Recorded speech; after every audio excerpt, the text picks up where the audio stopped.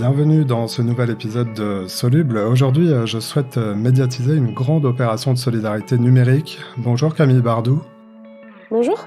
Vous êtes responsable du projet de la collecte Tech porté par l'association Emmaüs Connect. On va parler ensemble de l'appel que vous lancez aux entreprises, aux collectivités, un appel aux dons de matériel. Mais d'abord, présentez-nous la mission d'Emmaüs Connect. Vous luttez contre la précarité numérique et vous dites il y a urgence à agir en ce domaine. Pourquoi ? Oui, tout à fait. Il y a urgence à agir parce qu'en fait, le sujet de la précarité numérique, il est assez récent en fait. Dans un monde dans lequel la dématérialisation, elle s'accélère et elle impacte tous les aspects du quotidien. Aujourd'hui, voilà, tout est dématérialisé. Quasiment tout se fait via le numérique. Renouveler ses papiers d'identité, postuler à un emploi, accéder à ses droits sociaux, prendre un rendez-vous médical, faire un virement, eh bien en fait, on se rend compte qu'une partie de la société, une partie de nos concitoyens, qui n'ont pas accès à du numérique faute d'équipements, de moyens de connexion ou de compétences essentielles pour utiliser ces fameux équipements numériques, cette partie en fait de la population, elle se retrouve complètement dépourvue de cette inclusion à tous ces services et donc en marge. L'objet et la mission de l'association Emmaüs Connect, c'est bien de lutter contre l'exclusion numérique des plus fragiles, parce qu'aujourd'hui, en fait, voilà, on trouve important de porter la voix de ces personnes qui aujourd'hui sont complètement isolées de la société. Et dans ce sujet de la précarité numérique, l'accès au matériel est un sujet essentiel. C'est là que vous intervenez avec la collecte Tech. J'en viens donc à cette action. C'est une grande opération qui a débuté il y a 2 ans, je crois, à peu près en 2020. Qui peut donner quoi à la collecte Tech? Alors, la collecte Pantex, c'est vraiment l'idée d'aller chercher les équipements numériques non utilisés des entreprises et des collectivités. Voilà, on estime à peu près à 8 millions le nombre de Français qui n'ont pas accès au matériel nécessaire pour se connecter. Et en regard de ces 8 millions, il y a à peu près 2 millions d'entreprises qui déclarent avoir des équipements dormants. Et puis maintenant, voilà, on va chercher aussi les équipements des collectivités. Donc voilà, l'idée, c'est vraiment de s'adresser à ces deux types de donateurs. Les collectivités locales, les institutions publiques? Toutes les collectivités, oui, tout à fait. Un décret est récemment paru qui leur permet maintenant de confier leurs équipements à des associations type Emmaüs Connect. Voilà, avec des prix de vente solidaires encadrés aussi. Donc, ça permet vraiment aux donateurs d'être en totale confiance quant à la deuxième vie de ces équipements numériques. On va aller un peu dans ces détails-là. Quel est le circuit de ces dons? Que se passe-t-il une fois que vous récupérez le matériel? Et d'abord, peut-être, est-ce que c'est compliqué de vous donner du matériel en pratique? Alors j'espère que non. L'idée, c'est vraiment qu'on simplifie au maximum le don. Il se fait en règle générale via le site lacollecte.tech, où il y a un formulaire très court de prise de contact qui nous permet ensuite de recontacter la personne qui propose son don, de le qualifier, et ensuite on envoie un reconditionneur du réseau La Collecte.tech. Celui qui va être le plus proche du donateur, on lui demande de faire la collecte. La collecte, elle est gratuite pour le donateur. Et puis, une fois que ce reconditionneur a collecté, eh bien, c'est à ce moment-là qu'il va reconditionner les équipements. Et puis, comme ça, on va pouvoir leur donner une seconde vie.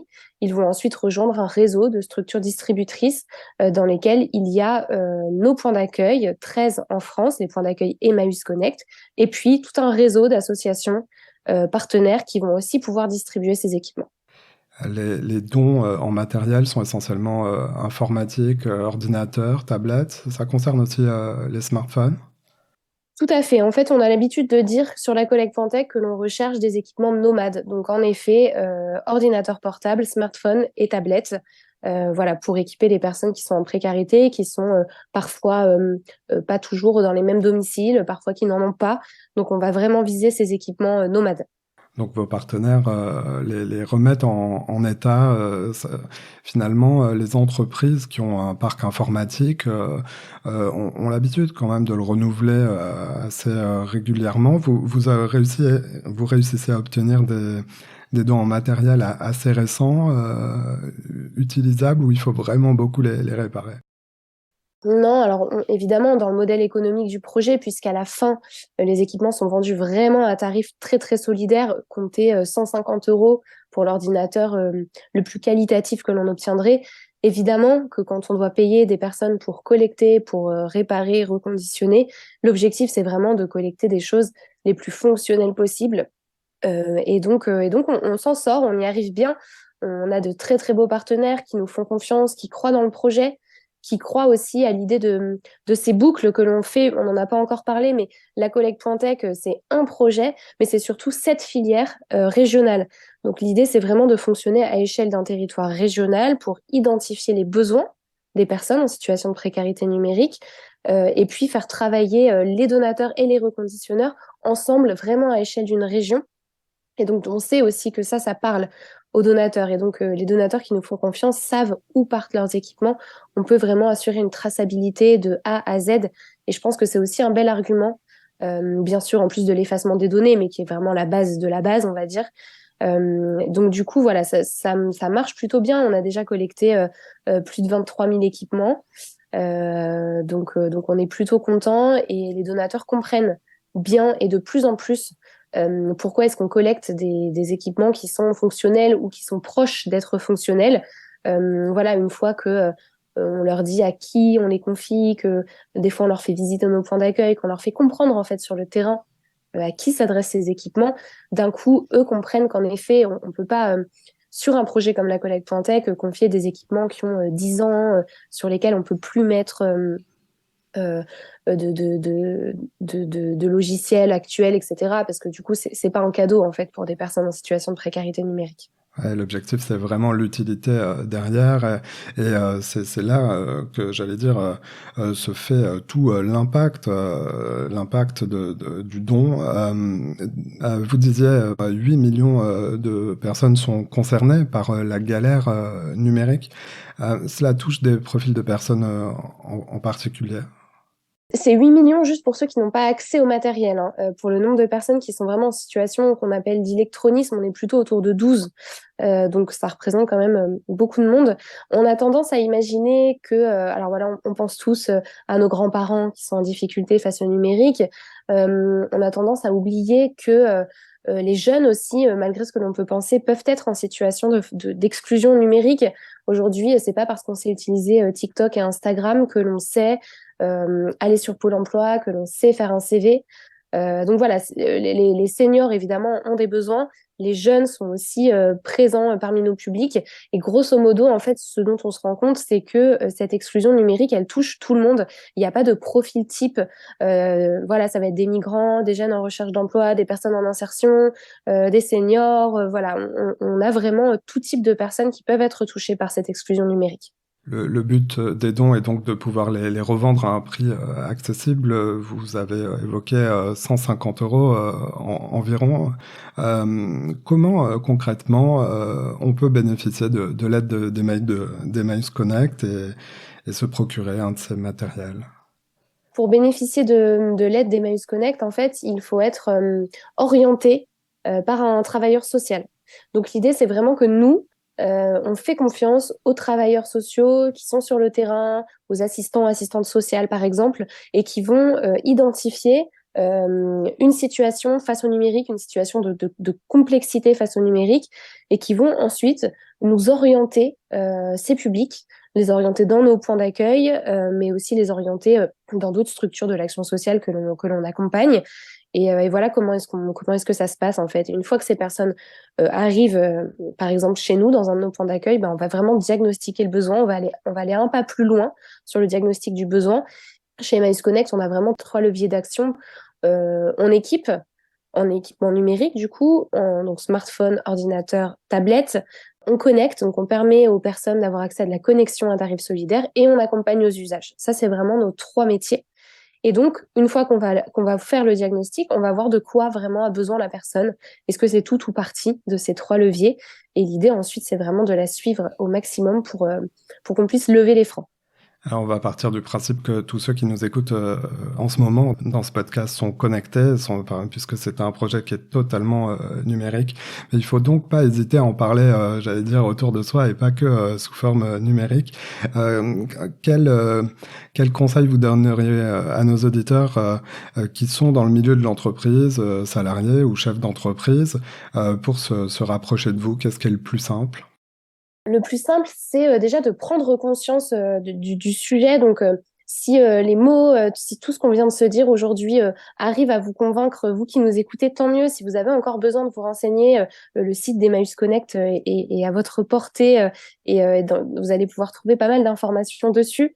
Et puis ensuite, voilà, on est tous citoyens et collaborateurs dans une entreprise.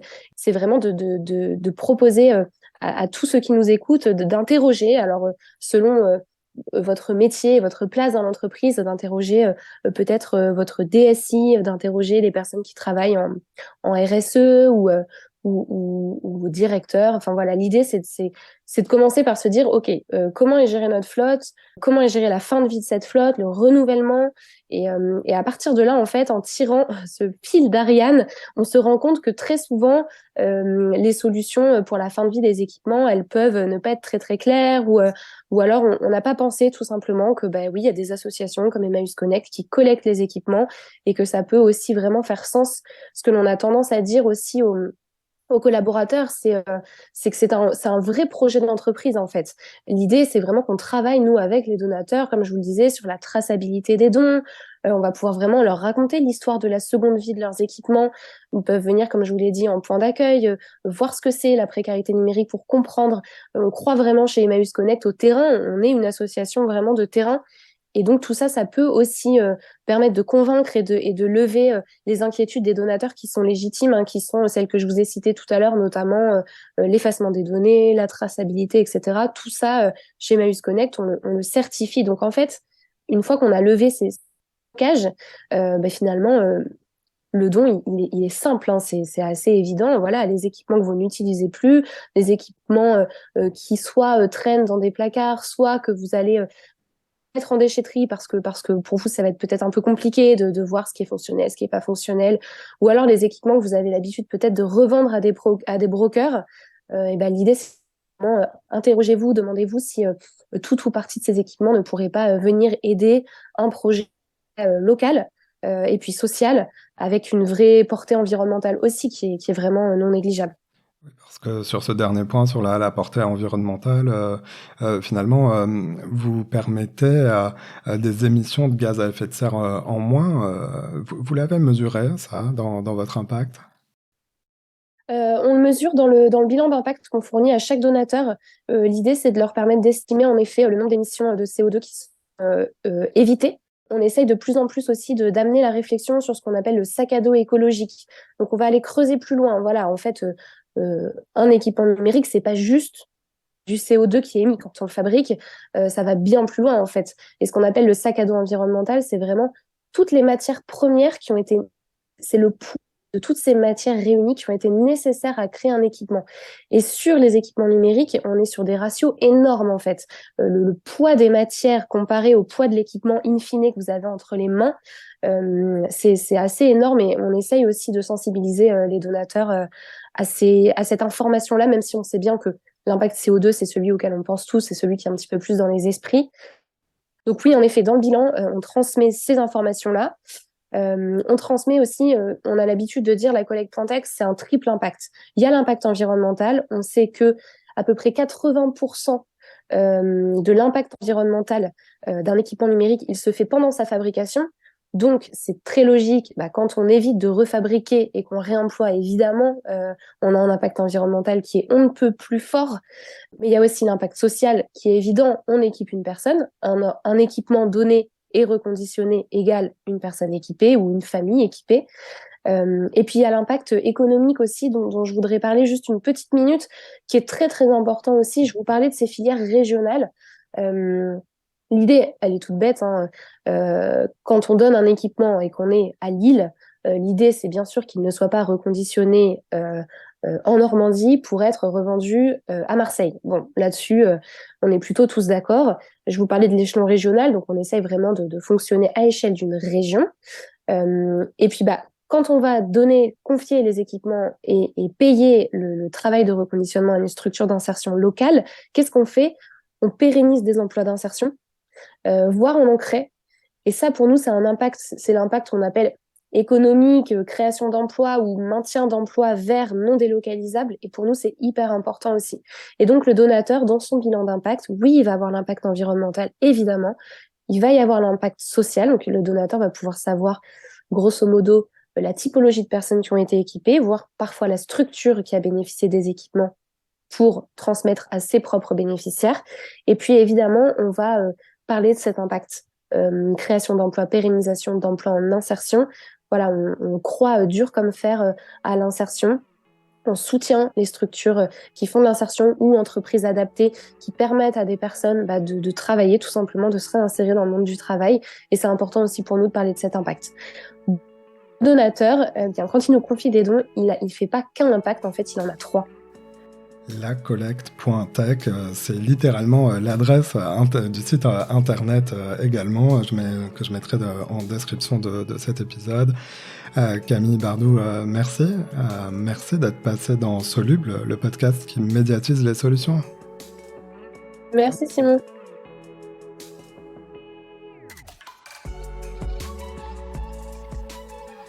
Voilà, c'est la fin de cet épisode. Si vous l'avez aimé, notez-le.